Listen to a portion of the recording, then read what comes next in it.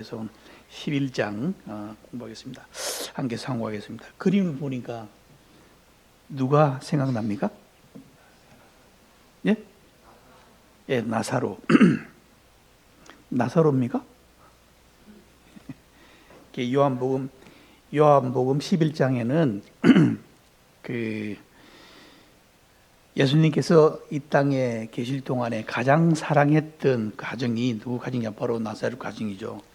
네, 그 가정에 무슨 일이 있었냐면 요한복음 11장에서 그 사랑하는 그 오빠가 이제 죽음을 맞이하는 이런 장면을 여기서 보게 됩니다. 그때에 지금 여기 나와 있는 주님께서 마지막 7번째 기적이 바로 죽은 나사로 살리는 이런 기적을 여기서 보게 됩니다. 그래서 우리는 사람이 살아가면서 다시 산다는 것을 우리가 생각해 볼 수 있죠. 그래서 우리에게 가장 우리에게 큰 소망이 있다면 부활입니다. 만약 저희들에게 부활이 소망이 없다면 어떻게 되겠습니까? 죽으면 끝나는 거잖아요. 그죠? 그렇지만 성경에서는 부활이 있다는 것을 분명히 말씀해 줍니다. 이 나사로의 죽음에 대해서 오늘 그런 말씀들을 우리에게 보여주겠는데 그 25절, 26절에 있는 말씀을 우리 다 같이 한번 읽어보겠습니다. 시작. 예수께서 이르시되 나는 부활이요 생명이니 나를 믿는 자는 죽어도 살겠고 무릇 살아서 나를 믿는 자는 영원히 죽지 아니하리라. 이것을 내가 믿느냐? 이 말씀은 그 마르다가 만약에 주님께서 여기 계셨더라면은 우리 오라버니가 죽지 않았을 텐데 안 계셔서 돌아가셨다고 그렇게 이야기합니다. 그랬을 때에 죽은 게 아니고 잔다 그랬습니다. 그런데 믿지 않았어요. 그리고 내가 무엇을 하든지가 내가 믿느냐 물어봅니다.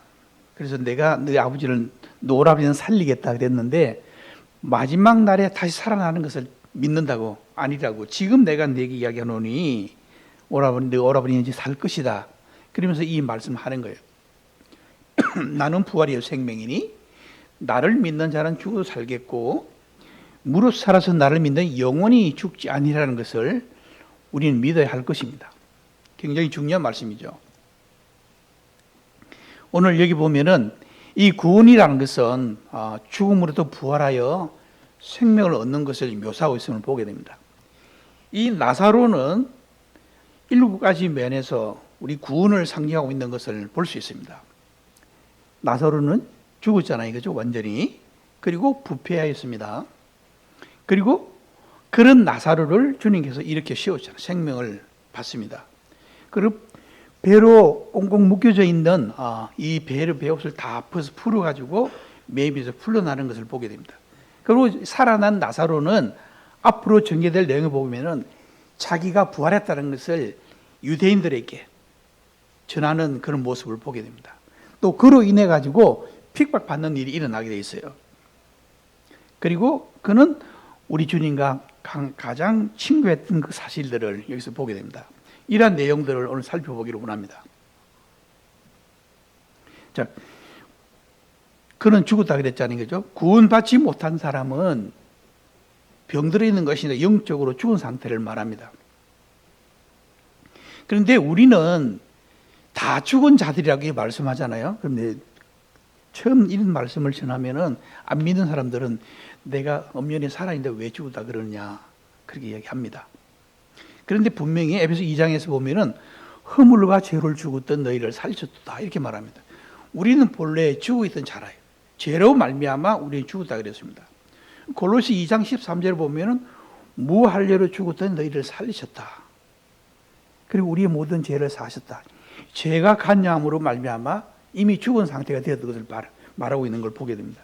그래서 구원받지 못한 사람들은 병들어 있는 것이 아닙니다. 죽어 있는 것이에요. 이 세상 사람들이 살아있다고는 하지만은 자기가 죽은 그 사실을 모르고 있는 거예요. 그런데 이 죽음이라는 것은 두 가지 죽음이 있습니다. 육적인 죽음과 영적인 죽음이 있는 것을 보게 되죠.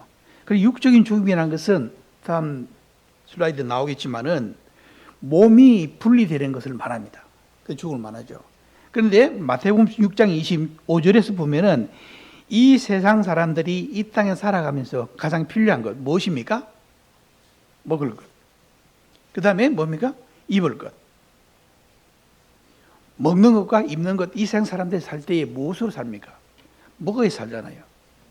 그리고 또 입어야 됩니다. 근데 목숨이 음식보다 중요하지 아니하며 몸이 음식보다 중요하지 아니하냐 이렇게 물어봅니다. 이 육적으로 죽어 있는 사람에게는 음식이 필요 없어요. 따뜻한 옷도 필요 없습니다. 기온에 관계 없어요. 고통 등에서도 반응하지 않습니다. 이게는 육적으로 죽은 사람을 말하고 있죠. 죽은 사람에게 뭘 음식이 필요하겠습니까? 아무런 소용이 없는 겁니다. 그와 마찬가지로 영적으로 죽어 있는 자들에게는 전혀 이런 일에 반응하지 않는다 그랬습니다. 하나님, 예수 그리스도, 성령님, 성경, 그리스도인, 교회 이 등에 대해서는 전혀 관심이 없는 자를 가리켜서 영적으로 죽어 있는 상태다. 만약 우리가 반대로 생각할 때 보면은 만약에 우리가 영적인 사람이면, 영적으로 살아있는 사람이면은 이 모든 건 다 사랑해야 되겠죠. 그죠? 사랑합니다. 역시. 하나님 사랑하죠. 예수 그리스도 사랑하죠. 성령 우리 마음속에 계시기 때문에 사랑하죠. 성경 매일같이 읽습니다. 또 한 피보다 한 몸 위를 우리 성도들을 사랑하게 돼 있어요. 이를 가리켜 그리스도인이라 그럽니다. 그리고 우리 주님의 피로 모여진 이 두세 사람이라도 모인 이 결합해서 교회라 그러잖아요. 이 교회는 우리 주님의 피로 이루어진 것이기 때문에 우리 영적으로 살아있는 사람들이면 분명히 이런 것들을 사랑해야 할 것입니다. 그래서 모이기를 힘쓰고 주님 앞에 예배드리고 영광 돌리고 한 모든 것들이 영적인 활동이라는 겁니다. 제가 어떻게 세상에 들어왔느냐 우리가 잘 알죠. 아담이 분명히 경고의 말씀을 하고 있습니다. 근데 제가 앞서 말씀드린 대로 육적인 죽음은 영과 혼이 분리되는 걸 말아요. 하나님께서 인간을 창조하실 때에 흙으로 빚었다 그랬습니다. 그리고 그 코에 하나님의 생명을 불어넣었다. 살아있는. 그리고 우리가 처음 지음을 받을 때는 하나님과 같은 모양으로 지음을 받았다 그랬습니다. 그런데 범죄함으로 말미암아 이 영이 죽어 있는 것을 말합니다. 그래서 육적인 죽음이라는 것은 우리 몸은 영이 살 수 있는 집입니다. 영혼이 살 수 있는 집이죠. 그래서 영혼이 우리 몸에서 떠나가게 되면 어떻게 됩니까? 이 몸은 왔던 대로 돌아가게 돼 있어요. 어디로 갑니까? 흙으로 돌아가게 돼 있습니다. 그 다음에 영적인 죽음이란 뭘 말하냐면은 하나님으로부터 영혼이 분리되는 걸 말합니다. 이게 영원한 죽음을 말하고 있죠. 이 경고의 말씀을 분명히 하나님께서 아담에게 주었던 걸 보게 됩니다. 여호와 하나님이 그 사람을 이끌어 에덴 동산에 두어 그것을 경작하며 지키게 하시고 여호와 하나님이 그 사람 명하여 이르시되 각종 동산 각종 나무 열매는 네가 임의로 먹되 선악을 악한 나무는 열매를 먹지 말라. 분명히 말씀하시죠. 먹는 날에는 그냥 죽는 게 반드시 죽는다고 이렇게 경고의 말씀을 했습니다. 그런데 어땠습니까? 아담은 그 하나님의 경고의 말씀을 무시하고 이 죽음의 열매를 선택했던 것을 보게 됩니다. 그로 말미암아 이 세상에는 안타깝게도 불행하게도 모든 죄악 가운데 빠졌던 그 사실을 우리가 잘 알 수 있습니다. 그런데 죽음에는 두 번 죽음이 있다 그랬습니다. 첫 번째는 우리 육신이 죽는 죽음이요. 두 번째는 지옥을 말합니다. 그래서 이를 가리켜서 영원한 죽음이라 그러죠. 미군들이 욕을 하는 가운데 제일 큰 욕이 뭔지 아십니까? 혹시? 네, You're gonna hell 이랍니다. 이게 뭔가면 지옥에나 떨어져라. 근데 참 그 사람들이 그런 욕을 하면서 내가 들었습니다. 야, 이 사람들은 미국 사람들은 그래도 청교들이 건너가가지고 생명이 있는지 없는지 모르겠습니다만은 뭐 물론 있는 사람도 있겠죠. 근데 이 문화가 기독교 가운데 있었던 것을 보게 되죠. 명절도 보면은 다 그렇습니다. 추수감사절도 그들 명절로 쉬는 날로, 크리스마스 물론이거니와. 그리고 걔들이 이런 욕하는 가운데 이거를 해라 그러면은 아주 지옥이라 가라, 지옥에 떨어지는 그런 무서운 이런 것을 사용하는 것을 볼 때에 참 지옥이 분명히 있는 것을 그들에게 각인시켜 주는 것이 아닌가 그런 생각이 듭니다. 죄인에게는요 뭐가 필요합니까? 교육? 우리 세상에 살면 교육이 필요하겠죠. 건강 어떻습니까? 건강해야 됩니다. 건강하기 위해서는 온갖 약을 좋다는 영양제 다 챙겨 먹어요. 그리고 자기 몸이 건강해지면 어떻습니까? 그 다음에 도덕성이 나옵니다. 도덕. 그리고 마지막으로 뭐 하면은 그래도 세상에 선하게 살기 위해서는 종교가 필요한 거예요. 그래서 종교가 결코 나쁜 것은 아닙니다. 이 땅에서 볼 때에 종교는 사람을 나쁜 길로 인도합니까? 아니면 좋은 길로 인도하고 좋은 말씀을 하고 있어요. 그런데 정말 죽은 사람에게 필요한 것은 무엇입니까? 무엇이겠습니까? 죄인에게 필요한 것은 무엇입니까? 다 이런 게 아니고 무엇이겠습니까? 네? 네, 그렇죠. 영원한 생명이 필요한 것입니다. 이 영원한 생명은 누구로 주어지냐면 우리 주 예수 그리스도로 말미암아 주어진다는 것을 분명히 말씀드릴 수 있죠. 계시록 20장 14절에 보면은 사망과 음부도, 이 사망이라는 것은 사망이 지배하는 나라를 말합니다. 죽어서 망한다는 뜻이죠. 사망. 그리고 음부도 나옵니다. 음부는 뜨거운 불을 말한 거죠. 그들이 다 나와가지고, 다 불러져 나와가지고 어디로 던져지냐면 둘째 사망, 이 불못에 던져진다 그랬는데 둘째 사망은 어떤 곳인가 하면 바로 이런 곳입니다. 이 유황으로 타는 불못이라 그랬죠. 우리가 생각할 때에 저기 그 밭에서 일하다가 잠깐 그 불을 했는데 모르고 짚었다가 말이 뜨거운데 엄청 뜨거웠어요. 근데 조그만히 뜨거워도 손이 막 불을 켜고 이게 막 한동안 고통 가운데 있을 걸 보게 되는데 지옥은 어떤 곳이냐 하면은 영원히 유황불로 타는 그런 곳에 다 죽은 사람들이 한 번에 마지막에 부활에 일어나서 심판을 받고 그걸로 떨어지게 된다는 것을 볼 때에 얼마나 끔찍한지 모릅니다. 그런데 유대인 가운데에서 부활을 부인하는 그런 무리가 있습니다. 그 무리는 바로 바리새인 말고 사두개인들이죠. 그래서 이제 나사로는 두 번째로 보면은 이미 죽어가지고 냄새가 납니다. 부패하였어요. 이제 이 복음서에서 우리 쭉 보면은 세 번, 우리 주님 말고 세 번의 이 부활한 사건이 나옵니다. 누가복음 8장 49절에서 보면은 12살 된 소녀가 죽음을 맞이합니다. 그때에 방금 울고 있을 때에 우리 주님께서 와시가 똑같은 말씀을 합니다. 죽은 것이 아니라 잠잔다. 나사로 죽었을 때도 죽은 것이 아니라 잠잔다 이렇게 말씀하고 있잖아요. 그랬을 때에 우리 주님께서는 그를 살리십니다. 그리고 죽은 지 몇 시간이 지난 이런 청년이 죽음에 대해서 나옵니다. 이제 그를 이제 초상치료기에서 메고 나가는데 와서 주님께서 와가지고 그것도 살리는 것을 보게 됩니다. 그리고 또 보면은 오늘 우리가 살펴보는 이 나사로는 무덤에서 죽은 지 무덤에서 4일이나 지났다 그래서 4일. 그래서 왜 3일장을 하는지 아십니까? 3일장? 우리 조상하면 3일장 하잖아요. 그죠? 왜 3일장 합니까? 예? 3일장은 완전히 죽었을 때 근데 기다렸다가 혹시 살아날까 봐 기다리는 거예요. 오늘 성경에 보면 그렇게 되어 있습니다. 3일장은. 그런데 나사로는 죽은 지 며칠 됐습니까? 4일이나 됐어. 4일. 그래서 나사로는 4일이 됐는데 살아나는 거예요. 살린 걸 보게 됩니다. 자, 여기 보면은 각기 다른 종류의 이 상징을 보게 됩니다.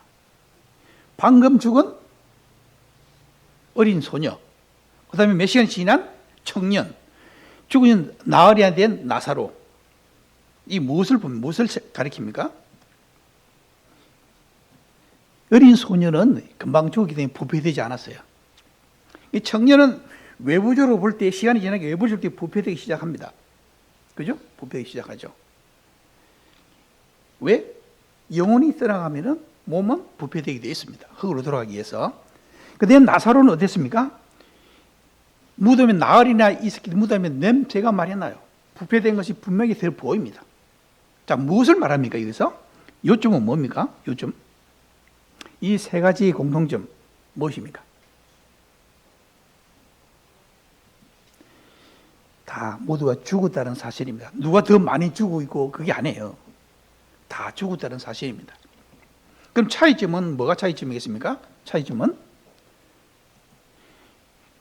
부패된 정도에 있다는 겁니다. 오늘날 죄인들에도 마찬가지예요. 나는 죄를 조금 지었으니까 나는 괜찮을 거야. 아니죠. 여전히 죽어 있는 상태입니다. 그래서 죄를 많이 지게 돼 있어요. 죄를 지었기 때문에 죄인입니까? 죄인이 죄를 짓습니까? 죄인이기 때문에 죄를 짓는 거예요. 영적으로 죽어 있는 자들은 부패된 어두운 가운데 헤매고 있다는 것입니다. 이런 나사로를 살리는 장면을 보게 되죠. 이때 보면은 이 나사로 가정이 그 유대인 가정에서 굉장히 화목한 가정으로 보여주고 우리 주님께서 굉장히 사랑받는 가정이라고 그랬습니다. 그런데 그 오빠가 죽었을 때, 나사로가 죽었을 때 많은 유대인 사람들이 와가지고 눈물을 흘리고 애도해주고 그랬습니다.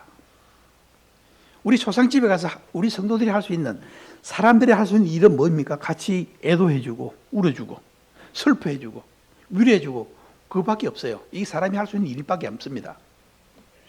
근데 와가지고 그들이 울었습니다.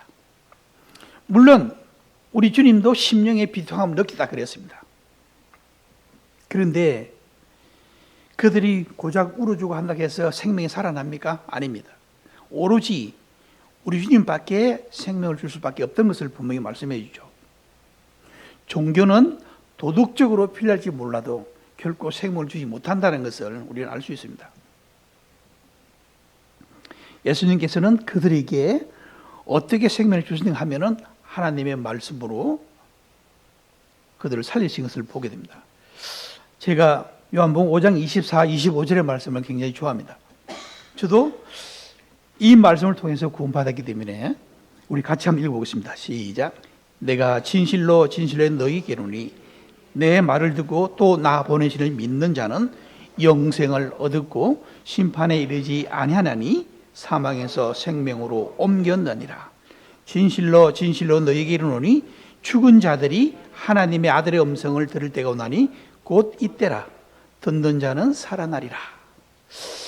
이 여기 보니까 나도 교파교회 다니면서 그래도 하나님 믿는다 그랬는데 내 마음까지 믿음이 없었어요. 그런데 가만히 보니까 어떻습니까? 믿는 자는 영생을 얻을 것이고 아니고 이미 얻었다. 과거 완료되어 있죠. 그리고 히브리서 보면은 한 번 죽는 건 사람이 정하신 것이요 그 후에는 심판이 있다 그랬는데 여기서 뭐라 그랬습니까? 심판에 이르지 아니하나니. 그리고 뭐라 했습니까? 죽음에서 생명으로 옮겨졌다고. 이미 옮길 것이 옮겨졌다. 과거 완료되어 있잖아요. 그리고 25절에 보면은 하나님의 영혼이 떠난 자에게 다 죽어 있는 자라 그랬잖아요. 그죠? 죽은 자들이 하나님의 음성을 들을 때 오네. 어떻게 죽은 자들이 하나님의 음성을 듣느냐 이거죠. 영혼이 죽었기 때문에 가능하다는 겁니다. 죽은 영혼들이 하나님의 음성을 들을 때 어떻게 됩니까? 살아난다 그랬습니다. 하나님 아들 음성을 들을 때 살아난다. 이게 뭘 말하냐면은 믿는다는 것이죠. 하나님 말씀으로 생명을 주신 것을 알게 됩니다. 그런데 중요한 것은 예수님께서 나사로를 살리신 이유가 있는 겁니다. 왜 그렇습니까? 5절과 36절 또 그를 굉장히 사랑했다 그랬습니다.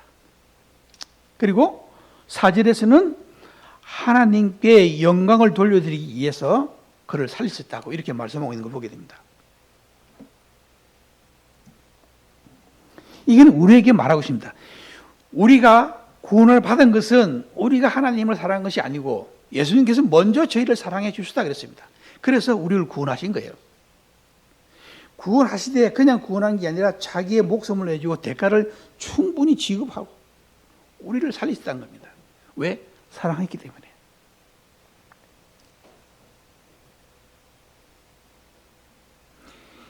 에베소서 있는 말씀을 보면은 찬송하리로다, 이 말씀은 이제 살아있는 성도들이 하나님의 찬양을 드릴 것을 말합니다. 그냥 아무렇게나 왔다가 갔다가, 시간 되면 왔다가 가고 오늘 모임이 오고 이런 것이 아니고 어땠습니까? 찬송할, 하나님께 찬송을 드려야 한다. 왜? 영광을 드리기 위해서.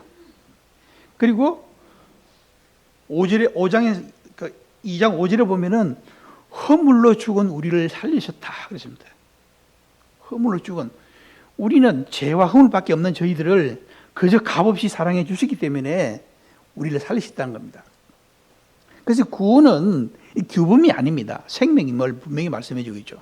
이런 많은 구절들 보면은 규범이 아니라는 것을 분명히 말씀해 주고 있습니다.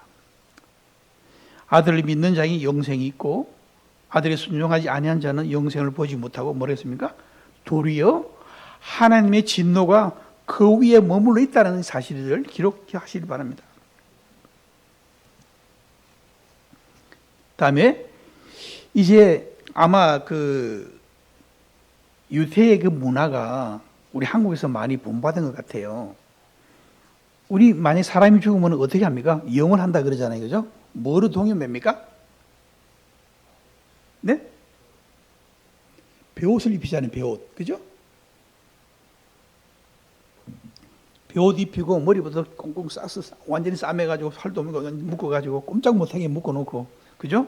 다리 쭉 뻗어가지고, 우리나라 같으면 이렇게 묶어가지고 간에 넣어서 땅에 묻습니다만은 이스라엘의 유대 문화는 이렇게 묶어서 굴에, 동굴에다 갖다 넣는 거, 그 차이 있는 겁니다. 그래서 나사로는 이 손발이 묶여가지고 자유롭게 될 수 없었던 상태로 동굴에 들어가 있었던 것을 보게 됩니다. 우리 신자는 이미 이 나사로처럼 옛 생활의 수위로 묶여 있는 것이 아니라 그랬습니다. 새 생활의 자유로움 안에서 행하게 될 것을 분명히 말씀해 주고 있죠. 이스라엘 백성들이 애굽을 나왔는데도 여전히 애굽을 그리워해서는 안 된다는 겁니다. 예?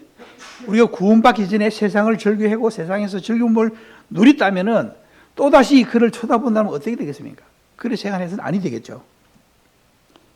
자, 그러면은 그리스도인이 수위를 벗고 세상의 은혜를 입었다고 말씀하고 있는데, 우리 골로새서 3장 8절에 12절까지 있는 말씀을 보겠는데요.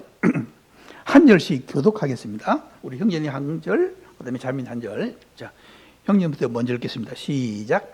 이제는 너희가 이 모든 것을 벗어버리라. 곧 분함과 노여움과 악의와 비방과 너희 입에 부끄러운 말이라.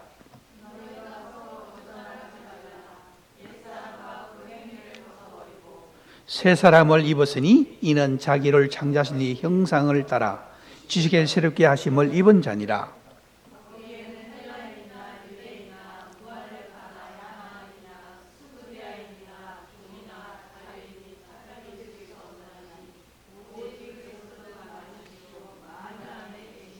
(12절) 같이 읽겠습니다. 시작. 그러므로 너희 하나님이 택하사 거룩하고 사랑받는 자처럼 긍휼과 자비와 겸손과 온유와 오래 참음을 옷 입고. 자, 벗어버려야 될 것은 뭡니까? 어떤 거 벗어버리라고 그랬습니까? 수위를 벗어버리듯이 뭘 봅니까? 첫 번째로 분함, 그 다음에 노움, 그 다음에 악의, 그 다음에 비방, 남을 비방하는 말, 그 다음에 믿는 자가 입에서 좋은 말이 나와야 되는데 부끄러운 말을 내면 어떻게 되겠습니까? 그리고 거짓말하는 것, 이런 걸 벗어버려. 이런 행위를 수위와 함께 벗어버리라 그랬습니다. 하나님의 형상을 따라 지식에 따라 새롭게 하심을 입은 자라 그랬습니다. 그렇게. 그리고 새로운 옷을 옷 입으면 무엇을 옷 입으라 그랬습니까?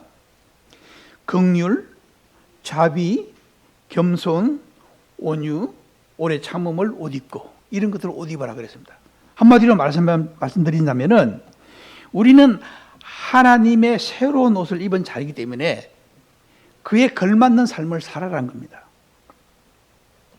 그래서 우리가 다니면은 그냥 성경 말씀을 펴서 복음을 전하는 것이 아니라 우선 먼저 행해야 할 것은 뭔가 하면은 우리의 행동거지 모범을 먼저 보이라는 겁니다.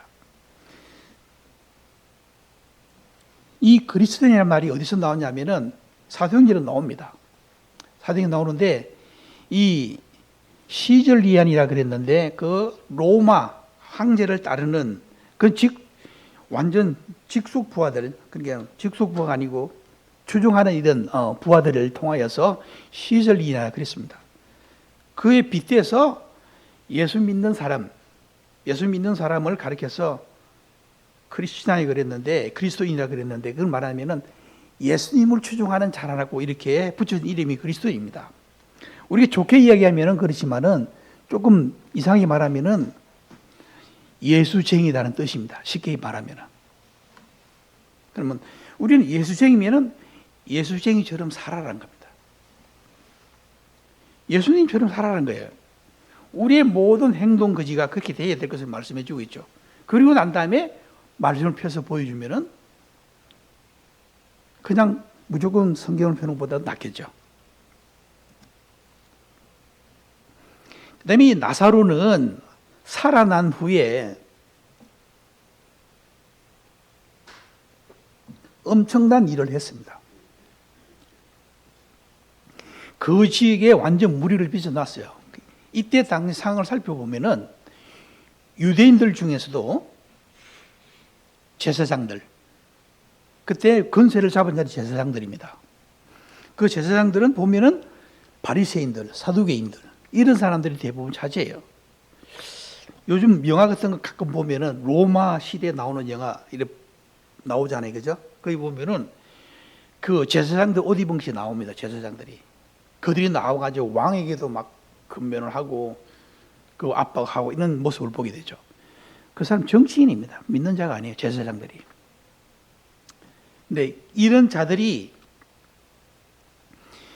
마리아의 집에 와가지고 나사로가 살아나는 그 장면을 보고 많은 유대인들이 그를 믿었다 그랬습니다. 그리고 난 다음에 어떤 자들은 바리새인에게 가서 야, 나사로가 살아났다는 걸 전하는 거예요, 복음을. 그리고 누가 했느냐? 예수님께서 그를 살리셨다. 이 복음을 전하는 거예요. 자, 우리가 복음 전하는 게 어렵다 그랬는데 복음 전한다는 건 뭘 말합니까? 나는 본래 지옥 가야 할 사람인데 내가 어떻게 해서 내가 이게 하나님의 자녀가 됐으면 이거 전하는 거예요, 이걸. 이게 간증입니다, 간증. 간증하는 그걸 말하고 있는 거예요. 그러니까 나는 성경 지식이 없어서 복음을 잘 못 전한다. 성경 지식이 없어도 됩니다. 내가 어떻게 구원받는지 알면 되는 거예요. 그걸 전하는 거예요. 그래서 사실적으로 우리 볼 때에 하나님께서 다 역사하십니다. 우리는 도구에 지나지 않아요. 내가 막 온 있는 성경 구절 없는 성경을 물론 그렇게 해야 되겠습니다만은 다 끄집어내서 그렇게 이 사람이 분명히 오늘 내가 결판을 내겠어. 분명히 너는 구원받을 거야. 그냥 하나님 말씀을 막 이렇게 퍼붓습니다. 이 마음이 닫혀진 자에게 아무리 말씀을 퍼부어도 소용이 없어요. 열리지 않아요. 소용이 없는 겁니다.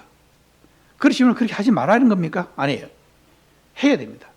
그런데 마음을 열리게 하는 일은 누구면 성령님께서 하시는 일이에요. 우리가 할 일이 아닙니다. 이 나사로는 그랬어요. 다니면서 내가 어떻게 살았다 그 이야기를 하는 거예요. 고린도후서 3장 2절을 한번 읽어보겠습니다. 시작. 너희는 우리의 편지라 우리 마음에 쓰고 무사람을 알고 읽는 바라. 우리를 가리켜서 우리 성도들을 가리켜서 편지라 그랬습니다. 편지. 누구의 편지? 우리 주님의 편지 역할을 해야 될 것을 말씀해 주고 있죠. 편지 우리 마음에 썼다고 말하고 있습니다. 마음에 썼다 그랬습니다. 자, 아까 말씀드렸듯이 우리는 걸어 다니면 어떻습니까? 나는 하나님의 자녀입니다. 쫙 보면 아는 거예요. 그래야 될 것을 말씀해 주고 있죠. 이 나사로가 이 다른 사람들에게 이 구원의 지식으로 인도하게 됨을 보게 되는데 많은 유대인들이 와서 예수를 믿더라 그랬습니다. 놀라운 일이죠. 이거는 우리 성도에 있어서 특권이며 의무이기도 합니다. 그래서 디모데 4장 2절에 보면은 범사에 말씀을 전파라. 때를 얻든지 못 얻든지 간에 항상 힘쓰라 그랬습니다. 우리는 복음 전하는 일에 내가 언제 날 잡아가지고 누구를 위해서 기도할 때 내가 날 잡아가지고 그때 가서 내가 복음을 전할 거야. 그러다가 나를 잡았는데 아니야. 이 날이 적당하지 않아. 그래서 또 다음에 또 미룹니다. 그래서 1년이 가네. 그 1년 가면은 되겠습니까? 부딪혀 본다는 겁니다. 그러지 말고 부딪혀라 그랬습니다. 그래서 복음을 줘야 되겠죠. 그리고 나사로는 핍박을 많이 받았습니다. 왜 핍박을 받았냐면은 우리 주 예수 그리스도의 신성에 대해서 그들에게 보여주었기 때문에. 봐라. 예수님은 하늘로서 오신 분이다. 하나님의 아들이다. 어떻게 감히 죽은 자를 살리겠냐. 나 봐라 나. 내가 죽은 지 나흘이 됐는데 내가 어떻게 살아났겠느냐. 나사로는 그걸 전하고 있는 거예요. 자, 우리 자신 한번 봅시다. 우리 자신. 나는 죄로 말미암아 영원히 죽었어요. 지옥에 갈 사람입니다. 근데 내가 어떻게 구원을 받았습니다. 내가 이렇게 해서 구원을 받았어. 그걸 전하는 거예요. 나사로처럼. 우리를 구원할 수 있는 분은 단 한 분밖에 없다 그랬습니다. 예수 그리스도. 그리고 심지어는 나사로를 죽이기까지 하였습니다. 그로 인해 가지고 핍박을 많이 받아요. 그리고 이 제사장의 중심적인 제사장 중에서 사두개인들이 많이 있다 그랬는데 사두개인은 부활을 부인한다 그랬잖아요. 그죠? 근데 봐라 내가 살아났는데 어떻게 네가 부활을 부인하겠느냐. 사두개인에 가서 그렇게 말씀 전하는 거예요. 봐라 내가 어떻게 살았느냐. 너희들이 주장한 다 거짓말이다. 이렇게 전하는 거예요. 그런데 보면은 굉장히 중요한 것은 나사로는 핍박받는 일에 절구했던 것을 보게 됩니다. 그리스도 안에서 경건하게 살려는 사람들은 박해를 받을 것이라고 디모데후서 3장 12절에서 말씀하고 있죠. 한번 읽어보겠습니다. 시작. 무릇 그리스도 예수 안에서 경건하게 살고자 하는 자는 박해를 받으리라. 고린도후서 12장 10절도 읽어보겠습니다. 시작. 그러므로 내가 그리스도를 위하여 약간 것과 능력과 궁핍과 박해와 공고를 기뻐하노니 이는 내가 약한 때 그때 강함이라. 궁핍과 박해 받는 것을 기뻐한다 그랬는데 바울은 기뻐한다 그랬습니다. 내가 주님 위해서 박해 받는 것이 얼마나 좋은 일인지 모른다. 기뻐한다 그랬습니다. 복음을 들고 쭈삣쭈삣해서 말씀을 잘 못 전한다. 혹시 우리 성도들 가운데 내가 예수 믿는다 해서 불이익을 받아본 적이 있습니까? 직장에서나 사회에서나 혹시 우리 가운데 내가 불이익을 당해본 적이 있습니까? 꼭 그렇게 불이익을 당하는 것이 아니고 성도를 좀 나타내시기를 바란다. 내가 주님의 자녀라고. 재미없어. 오늘 회식이 있는데 오늘 나는 수요 집회니까 수요 회식 많이 하잖아요. 나 수요 집회니까 너 주요 집회하러 가야 됩니다. 그러면은 처음에는 하루쯤 빠지면 되지 그거 굳이 갈라 그러냐 이러다가 나중에 어떻게 되냐 하면은 야 미스터 문 오늘 가야 되지. 네. 벌써 먼저 이야기하는 거예요. 그렇지. 가지. 네. 아예 배제합니다. 내가 이 직장을 위해서는 내가 좀 해야지. 그 회식 시간은 무엇의 연장이라 그럽니까? 업무의 연장이니 어쩌니 다 자기들이 지어낸 말이지. 무슨 회식하는데 업무의 연장이 어디 있습니까?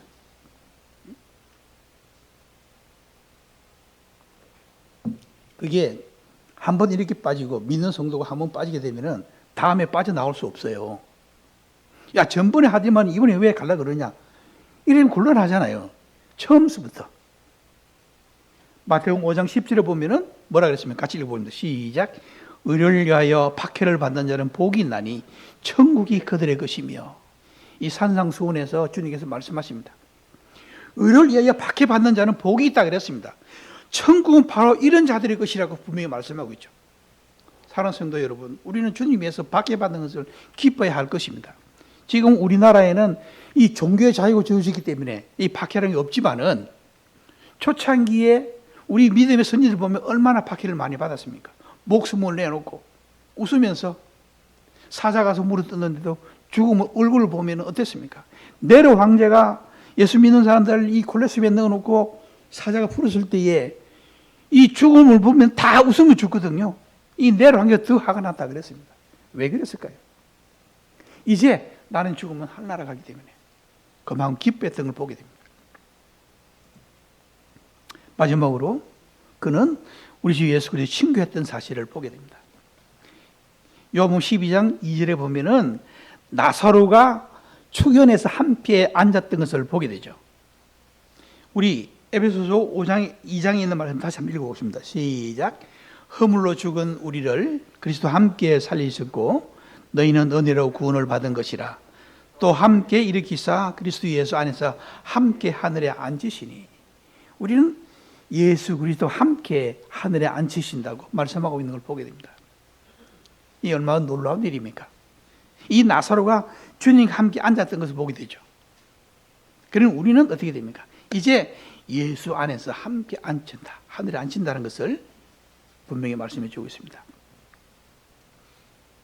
예수 그리스도의 교훈은 하나님의 이 예수 그리스도의 교훈을 받으면서 이 그분과 동행하면서 증거할 새 힘을 얻는다 그랬는데, 구원의 기적은 우리가 구원을 한번 받았습니다. 그런데 이 구원을 받은 성도들에게 있어서는 어떻게 되냐면 성장해야 됩니다. 성장. 그래서 어떤 성도에게 물어봅니다. 뭐 이야기하면 내가 구원받은 20년이 됐는데 그 20년 됐는데 어쩌라고 그러면은, 예? 20년 됐는데도 말이지 예배도 참석 못하고 있으면은 무슨 소용이겠습니까? 내가 구원받은 지 내가 얼마나 됐는데, 아이고, 내가 구원받은 지, 구원받은 것만 생각하는 거예요. 근데 항상 어린애가 있어. 영적으로 성장해야 될 것을 말씀해 주잖아요. 어린아이가 태어나가지고 항상 그 자리 어린아이로 머무르면 기형아가 되는 겁니다. 부모로 봐야 얼마나 안타깝겠습니까? 이제 구원받은 성도가 주님께서 구원받았으면은 연륜에 따라서 내가 20년 됐으면 20년만큼 살아있어야 되는 걸 말하고 있는 거예요. 믿음 안에 성장되기를 바라고 있는 겁니다. 그대로 몸을 쓰면 어떻게 되겠습니까? 네? 아니잖아요. 여기 보면은 고전 1장 9절에 보면은 교제한다 그랬습니다. 더불어 하나님과 교제한다. 매일 교제를 나눈다 그랬습니다. 우리가 주님과 교제할 수 있는 방법이 있습니다. 뭡니까? 말씀을 통해 교제하는 거예요. 그리고 내가 깨달은 말씀은 어떻게 봐? 나의 사랑하는 형제 자매를 통해서 같이 함께 나누는 걸 말합니다. 왜 형제 자매입니까? 주님의 피로 이루어진 모임이기 때문에 내 마음과 계시는 성령님께서 저와 여러분 가운데 계시기 때문에 우리는 한 형제가 되고 자매가 되는 것입니다. 우리가 나눌 때 무슨 꺼리낌이 있겠습니까? 우리가 교회에 나온다는 것은 나 자신을 위해서 나오는 거예요. 누구 성도를 기쁘게 하는 것이고 나 자신을 기쁘게 하는 일이기 때문에, 또한 아버지께 영광 돌리는 일이고 주님께 영광 돌리는 일이기 때문에 교회에 나오는 겁니다. 나 이제 구원받았으니까 내 마음대로 밖에 나가 살아도 돼. 네, 됩니다. 그렇게 사세요. 괜찮습니다. 할 날은 가겠죠. 확실한 구원이 있으면은. 그렇지만은 정말로 구원받은 성도는 그렇지 않습니다. 삶이 아니라는 겁니다. 우리 빌립보서에 있는 말씀 한번 읽어보겠습니다. 시작. 그러므로 그리스도 안에 무슨 권면이나 사랑에 무슨 위로나 성령에 무슨 교제나 긍휼이나 자비가 있거든 마음을 같이하여 사랑을 가지고 뜻을 합하며 한 마음을 품어. 이게 뭐라 했습니까? 권면, 사랑에 무슨 위로, 그다음에 성령에 무슨 교제, 긍휼, 자비, 이런 것들은 우리 삶 가운데 있어야 되겠죠. 그럼 내가 이런 모든 것을 가졌다면은 누가 나눠야 되겠습니까? 바로 성도가 나누는 거죠. 이 교제입니다. 이렇게 해서 이 교회라는 것은 이런 성도들이 모임 가서 스스로 자라가게 돼 있다는 겁니다. 그래서 내가 바쁘니까 오늘 좀 이해해 주시겠지. 만약에 성도들이 한 번 빠지게 되면요, 나머지 성도는 어떻게 기도하는지 아십니까? 그 형님 왜 안 나오실까? 염려합니다. 다음엔 꼭 나오시겠지. 그러다 다음에 또 안 나오세요. 왜 성도가 이번 또 안 나왔을까? 나올 때 됐는데. 그러다 한 달이 갑니다. 그러다 보면은 방학이 너무 길어. 가정실습의 방학을 넘어갑니다. 이 방학도 보면은 이제 여름방학, 겨울방학 다 지나가면 어떻게 1년이 훌쩍 지나가요. 그래서 어떤 교회는 1년 동안 안 나오면 구두자로 분리한다 그랬습니다. 교회라는 것은 뭡니까? 모임을 통해서 교회라 그랬잖아요. 성도의 모임을 가르쳐 교회라 그러는데 안 나오면 안 되겠죠. 사랑을 품고 같은 사랑을 뜻을 가지고 한 마음을 부어 교제 나누는 것이 얼마나 아름다운 것입니까?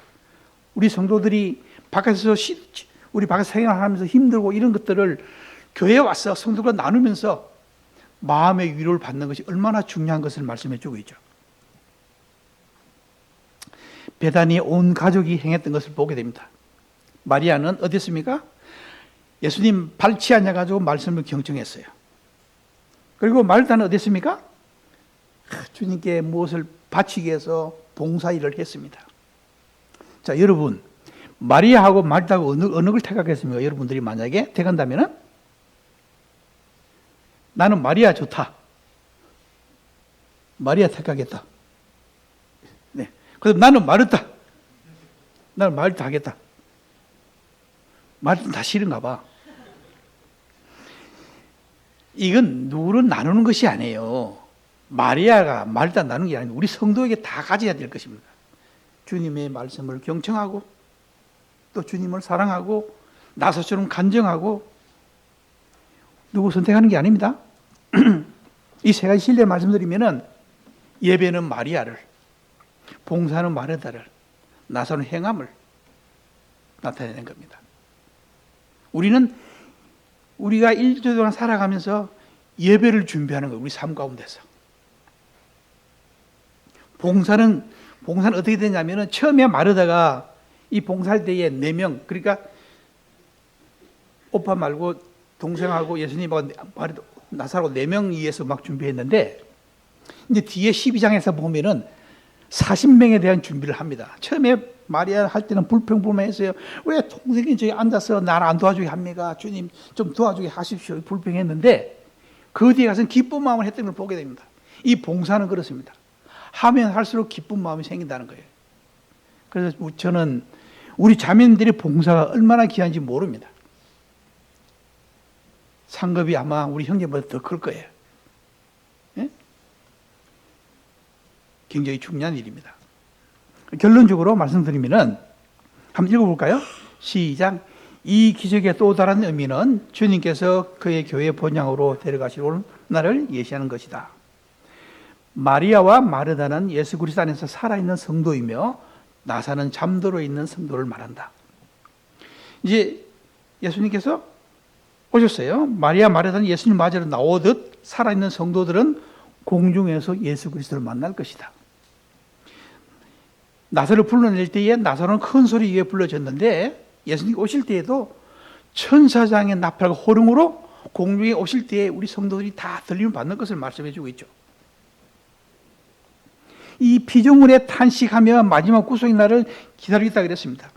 그런데 우리 주님은 왜 이렇게 드디어 오시는지, 다시 오신다 그랬으면 빨리 오셔야 될 텐데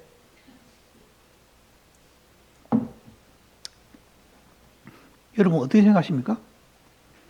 왜 이렇게 좀 늦게 오시는지 다 이 뭐냐면 하나님의 영광을 위해서입니다. 여기 이사야서 30장 18절에 보면 나와 있습니다. 한번 읽어볼까요? 시작. 그러나 여호와께서 기다리시다니 이는 너희에게 은혜를 베풀려 하심이요 일어나시리라. 너는 너희를 긍휼히 여기심이 아니라 대저 여호와는 정의 하나님이시라. 그를 기다리는 자마다 복이 있다. 뭐라고 했습니까? 그를 기다린 자마다 복이 있다 그랬습니다. 그래서 드디어 온다고 슬기로운 처녀를 했는데 슬기로우지 못한 다섯 처녀처럼 돼서는 안 될 것을 말씀해 줍니다. 드디어 온다고 우리 주님께서 여기서 눈물을 흘리셨다 그랬습니다. 요한복음 11장 35절에서 나사로 죽었을 때 보고 눈물을 흘렸었어요. 이 뭘 말하냐면은 사랑의 인자 되심을 말씀해 주고 있죠. 우리 지금도 감정이 있습니다. 사람의 인격을 하기 때문에 울었습니다. 그런데 세 분은 울었습니다. 세 분, 우리 중에 이 땅에 있을 동안에. 자, 두 분은 언제입니까? 하면은 예루살렘 성을 보고 울었습니다. 돌 위에 돌 하나도 남겨지지 않을 것이다 그랬습니다. 그 성벽, 이 성전이 무너지는 것을 위해서 그 장차 성전이 무너질 것을 보고 우리 지금 울었던 것을 보게 됩니다. 그리고 겟세마네 동산에서 울었다는 말, 이 피가 이 땀방울이 같이 피는데 이 땀방울이 피부 같이 되었다 그렇게 기도하면서 울었다는 말씀은 안 나오는데 히브리서에서 이렇게 말씀하고 있어요. 죽음에서 능히 구원하실 이에게 심한 통곡과 눈물로 간과 소원을 울렸다. 이때가 언제냐면은 바로 겟세마네 동산에서 그렇게 울었던 것을 보게 됩니다. 얼마나 애절한 기도입니까? 그래서 오늘 저희들에게는 7가지 이 교훈에 대해서 생각하시고 하나님 기뻐하시는 삶을 삶으로 말미암아 우리 주님의 영광을 나타내는 귀한 성도 되시기를 간절히 바랍니다. 함께 기도하고 마치겠습니다.